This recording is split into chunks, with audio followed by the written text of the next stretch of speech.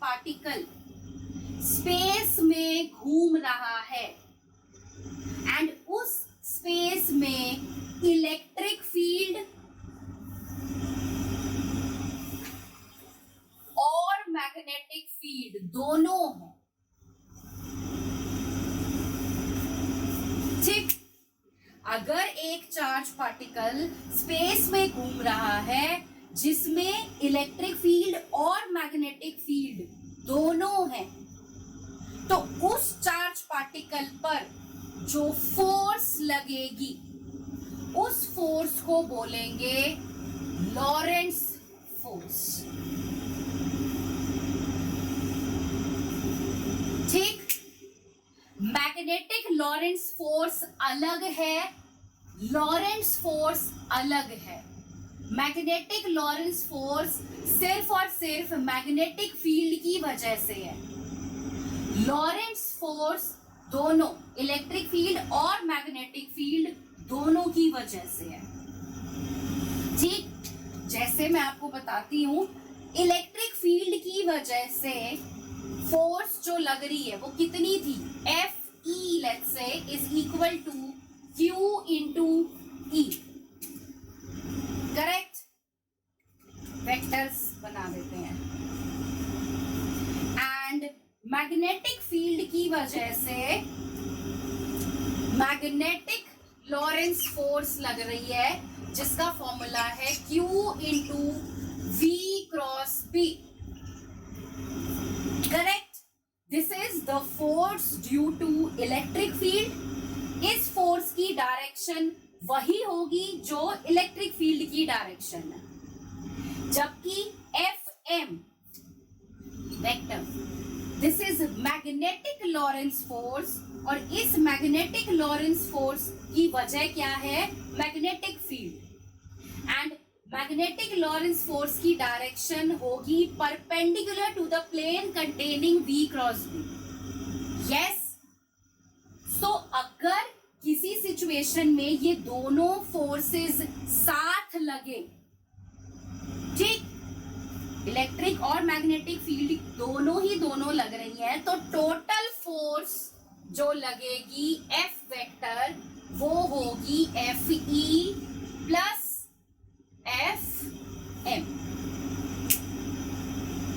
ठीक।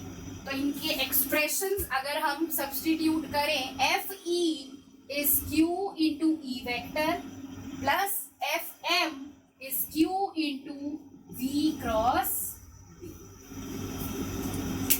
Correct.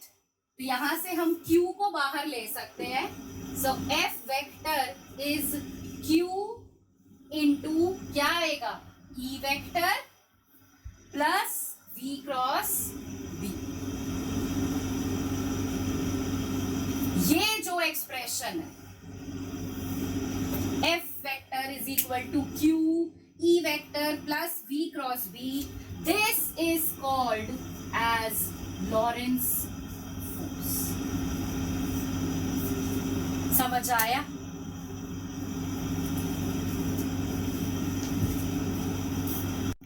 First case is when the velocity, magnetic field and electric field all three are collinear.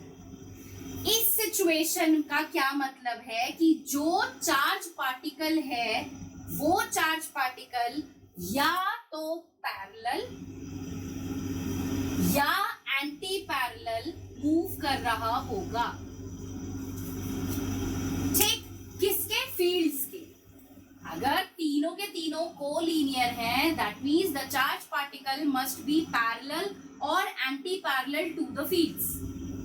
तो अगर parallel या anti parallel होता है, इसका मतलब मैग्नेटिक फोर्स, अब यहां देखो पैरेलल और एंटी पैरेलल में जो मैग्नेटिक फोर्स है Q into V cross B, ये क्या होगा, जीरो, यस और नो।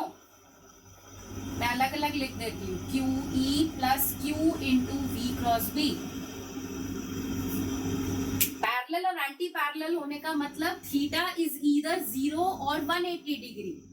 तो अगर थीटा 0 या 180 डिग्री है तो ये क्रॉस प्रोडक्ट तो गया, सिर्फ क्या बचेगा, F is equal to Q into E, correct. तो इस सिचुएशन में लॉरेंस फोर्स सिर्फ और सिर्फ इलेक्ट्रिक फील्ड की वजह से ही होगी, एंड हेंस इतनी फोर्स चार्ज पार्टिकल पे लगेगा और कितना एक्सीलरेशन प्रोड्यूस हो जाएगा, F/m, विच इज QE/m। समझ आया? तो ध्यान रखना कि जब तीनों ही एक दूसरे के साथ कोलिनियर होंगे तो सिर्फ और सिर्फ चार्ज पार्टिकल इलेक्ट्रिक फील्ड की वजह से एक फोर्स एक्सपीरियंस करेगा एंड एक्सीलरेट करेगा। मैग्नेटिक फील्ड की वजह से इस चार्ज पार्टिकल पर कोई भी फोर्स नहीं लगेगी। ठीक, तो ये एक्सीलरेशन है जो इलेक्ट्रिक फील्ड की डायरेक्शन में प्रोड्यूस हो गई है, करेक्ट। अब जिस डायरेक्शन में इलेक्ट्रिक फील्ड है उसी डायरेक्शन में चार्ज पार्टिकल मूव कर रहा है। इसका मतलब ये इलेक्ट्रिक फील्ड उस चार्ज पार्टिकल की स्पीड को क्या करेगा, चेंज करेगा। समझ आई मेरी बात? भाई मान लो अगर इलेक्ट्रिक फील्ड इस डायरेक्शन में है, चार्ज पार्टिकल भी इसी डायरेक्शन में v वेलोसिटी से चल रहा है, तो ये इलेक्ट्रिक फील्ड इस चार्ज पार्टिकल को सपोर्ट कर रही है, इस चार्ज पार्टिकल में इतना एक्सीलरेशन प्रोड्यूस करा रही है। तो ये चार्ज पार्टिकल अपनी जितनी स्पीड से चल रहा होगा अब ये और ज्यादा एक्सीलरेट करेगा, करेक्ट। तो इस सिचुएशन में ध्यान रखना, मैग्नेटिक फील्ड कोई भी इफेक्ट नहीं डालेगी, इलेक्ट्रिक फील्ड इस चार्ज पार्टिकल पर एक फोर्स लगाएगा Q into E, and hence electric field की डायरेक्शन में सेंस पार्टिकल मूव कर रहा है तो वो उसको एक्सीलरेट करेगा, उसकी स्पीड को चेंज करेगा, और अगर एंटी पैरेलल है तो रिटार्ड करेगा। समझ आया? सिर्फ स्पीड में ही फर्क आएगा, डायरेक्शन में कोई फर्क नहीं आएगा। एंड हेंस अगर पार्टिकल की स्पीड चेंज हो रही है, स्पीड चेंज होने का मतलब है उसका मोमेंटम भी चेंज हो रहा होगा, उसकी वेलोसिटी, मोमेंटम सब बदल रहा होगा, उसकी काइनेटिक एनर्जी भी बदल रही होगी, करेक्ट। तो ये एक सिचुएशन है कि जब तीनों कोलिनियर होंगे, यानी कि चार्ज पार्टिकल पैरेलल या anti parallel to the fields move कर रहा होगा, तो मैग्नेटिक फील्ड कोई भी रोल प्ले नहीं करेगा, सिर्फ और सिर्फ इलेक्ट्रिक फील्ड की ही वजह से इस चार्ज पार्टिकल पे फोर्स लगेगी, एंड फोर्स लगने की वजह से चार्ज पार्टिकल एक्सीलरेशन प्रोड्यूस कर देगा, फोर्स चार्ज पार्टिकल में एक्सीलरेशन प्रोड्यूस कर देगा। एंड हेंस अगर चार्ज पार्टिकल पैरेलल मूव कर रहा है फील्ड के तो चार्ज पार्टिकल एक्सीलरेट करेगा, उसकी स्पीड बढ़ जाएगी। एंटी पैरेलल मूव कर रहा है तो चार्ज पार्टिकल रिटार्ड करेगा, उसकी स्पीड कम हो जाएगी। एंड स्पीड के चेंज होने की वजह से वेलोसिटी, मोमेंटम, काइनेटिक एनर्जी सारी चीजें चेंज होंगी। हाँ जी, so if V, B and E, they all three are mutually perpendicular to each other. So let's say if we consider that the total force, which is Fe plus Fm, it is 0. If this is the situation, यानी कि आपका ये वाला condition हम ले रहे हैं, this is Z axis, X axis and Y axis, and magnetic field x axis पर है, वेलोसिटी वाई एक्सिस पर है और इलेक्ट्रिक फील्ड जेड एक्सिस पर है, करेक्ट। तो इस सिचुएशन में जब मैं फ्लेमिंग्स लेफ्ट हैंड रूल लगाऊंगी, so force will come out to be in negative Z direction, force की माइनस जेड डायरेक्शन होगी, and hence they both E and F they cancel out, and जो total force है वो 0 आएगा।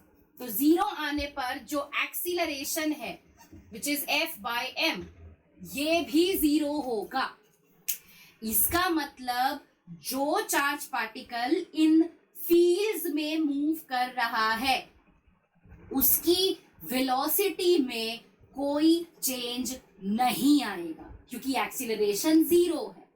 And velocity में change ना आने का क्या मतलब हुआ कि एफ ई और F M, force because of electric field and force because of magnetic field, ये दोनों हो जाएंगे बराबर। They both become same. That means Q into E and BQV, ये आ गए आपके सेम। तो यहां से अगर मैं वेलोसिटी निकाल दूं तो वेलोसिटी आएगा E upon B। Yes, so velocity is E upon B। इसका मतलब E फिक्स है, B फिक्स है, तो वेलोसिटी क्या हो गई? कांस्टेंट। एंड ये जो चीज आई है that velocity is constant over here, इसको बोलते हैं वेलोसिटी सिलेक्टर। वेलोसिटी सिलेक्टर ये नाम है इसका। वेलोसिटी सिलेक्टर मतलब कि हम ये कॉन्सेप्ट यूज करके एक ऐसा चार्ज पार्टिकल की बीम को जनरेट करा सकते हैं जिसके पास एक डेफिनेट वेलोसिटी हो। समझ आया? अगर velocity, magnetic field, electric field तीनों म्यूचुअली परपेंडिकुलर हैं एंड इस तरीके से हैं कि magnetic field along x axis है, वेलोसिटी अलोंग वाई एक्सिस है, electric field along Z axis है, तो फ्लेमिंग्स लेफ्ट हैंड रूल लगाकर हम फोर्स की डायरेक्शन पता कर सकते हैं which is along minus Z. So that means the total force will be 0 and hence the acceleration will be 0.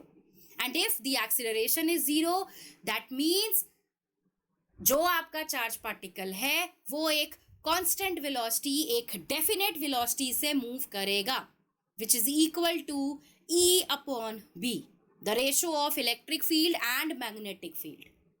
So इसको बोलते हैं वेलोसिटी सेलेक्टर, कि हम ये कॉन्सेप्ट यूज करके एक ऐसा चार्ज पार्टिकल की बीम को क्रिएट कर सकते हैं जो एक डेफिनेट वेलोसिटी, जो एक फिक्स्ड वेलोसिटी से मूव करे।